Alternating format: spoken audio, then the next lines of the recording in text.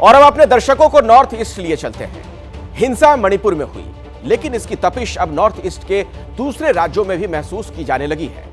North east के राज्यों के तार आपस में ऐसे जुड़े हैं कि मणिपुर में जो कुछ भी हुआ है उसका साइड इफेक्ट आसपास भी दिखने लगा। गौर कीजिएगा कि नॉर्थ ईस्ट के सभी राज्यों में बीजेपी या एनडीए की सरकार है।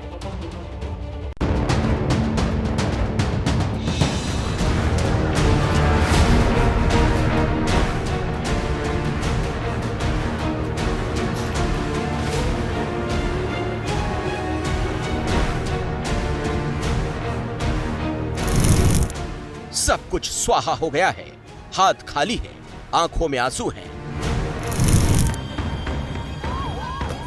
और कभी ना खत्म होने वाला इंतजार। हिंसा से जूझते मणिपुर की यह कहानी पूरा देश देख रहा है। जैसे जैसे नई तस्वीरें, नई कहानियां सामने आ रही हैं, तब पता चल रहा है कि मणिपुर में हिंसा की आग में क्या क्या झुलसा है।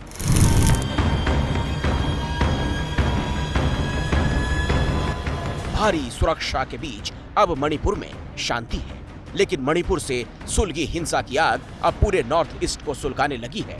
मणिपुर में जो हिंसा हुई उसका असर अब नॉर्थ ईस्ट के दूसरे राज्यों में भी दिखने लगा है। असम से लेकर नागालैंड तक मणिपुर में हुई हिंसा का असर दिखने लगा है।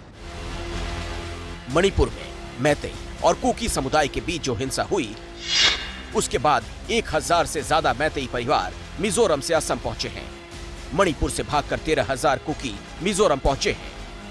मिजोरम की राजधानी आइजोल में अरसे से रह रहे मैतेई समुदाय के लोग अब सुरक्षित ठिकाने की तलाश में असम पहुंच रहे हैं। मणिपुर में जो हिंसा हो रही है उसका सीधा असर तो इनके जो बॉर्डर पे जो स्टेट्स हैं उन पे ज़रूर पड़ रहा है। तो ऐसी स्थिति में जैसे कि आप मिज़ोरम में जिनका सिंपैथी कुकी जोमी के लिए है, वो उनके बारे में सोच रहे हैं, और तो ऐसी स्थिति से और तनाव उत्पन्न होता है। नॉर्थ ईस्ट के अलग अलग राज्यों में रहने वाले जनजाति समुदाय आपस में जुड़े हुए हैं। मिजोरम की मिजो जनजाति का कुकी जोमी समुदाय से करीबी रिश्ता रहा है। मणिपुर में कुकी समुदाय के खिलाफ हिंसा के बाद peace accord MNF returnees association ने मैतेई लोगों को राज्य छोड़ने की धमकी दी थी। इस धमकी के बाद मिजोरम में रहने वाले मैतेई समुदाय के लोग सुरक्षित ठिकाने की तलाश में मणिपुर और असम पहुंच रहे हैं। आसाम की बात करें तो आसाम में भी लखीपुर में करीब 8 शेल्टर कैंप्स हैं। कुछ जो हैं वापस किए गए हैं, करीब 600 लोग अभी वहां से वापस गए हैं मणिपुर से। मणिपुर हिंसा की तपिश में मिजोरम झुलस रहा है, ऐसा नहीं। नॉर्थ ईस्ट के दूसरे राज्य भी डरे हुए हैं। नॉर्थ ईस्ट के सभी राज्य जुड़े हुए हैं, इसलिए आपस के सारे पड़ोसी राज्यों में भी बेचैनी बढ़ रही है। मिजोरम से मैतेई समुदाय के पलायन के बाद अब all India Assam Manipur students union ने मिजो मूल के लोगों को बराक घाटी खाली करने के लिए कहा। आमसू का कहना है कि मिजोरम में मैतेई लोगों के साथ जो हुआ उससे असम में मिजो लोगों को खतरा है। मेघालय के शिलोंग में पहले ही कुकी और मैतेई समुदाय के लोग आमने सामने आ चुके हैं।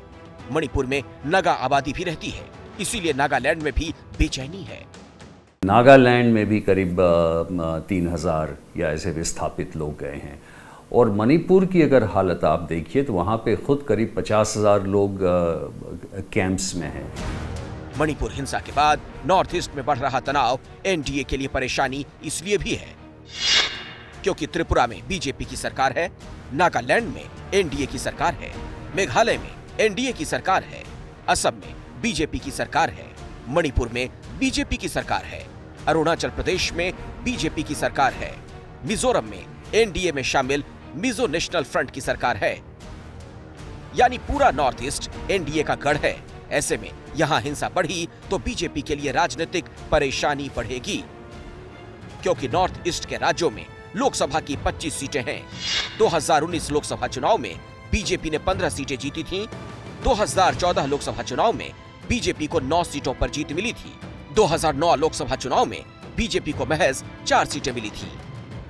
मैं समझता हूं कि नॉर्थ ईस्ट हमारे लिए तो बहुत ही महत्वपूर्ण एक स्टेट्स का समूह है, और सबसे ज़्यादा तो ये इंटरनल सिक्योरिटी के लिए हमारे लिए अहम है। 2024 में बीजेपी नॉर्थ ईस्ट की सभी सीटों को जीतने का लक्ष्य रखती है। ऐसे में मणिपुर की हिंसा अगर दूसरे राज्यों तक पहुंची तो इसका बीजेपी को दोहरा नुकसान होगा। जैसे ही घड़ी का काटा दोपहर 2:30 पे आए, बबीता जी का दिल सास बहू साजिश के लिए मचल जाए। और ये है इनकी बहू, पूरे दिन ऑफिस की टेंशन हो जाए गॉन जब ये करें अपना फेवरेट शो फ्री टाइम पे ऑन। इनकी तरह आप भी देखिए अपना फेवरेट शो अपने टाइम पर और डाउनलोड कीजिए एबीपी लाइव ऐप अपने स्मार्ट टीवी पर।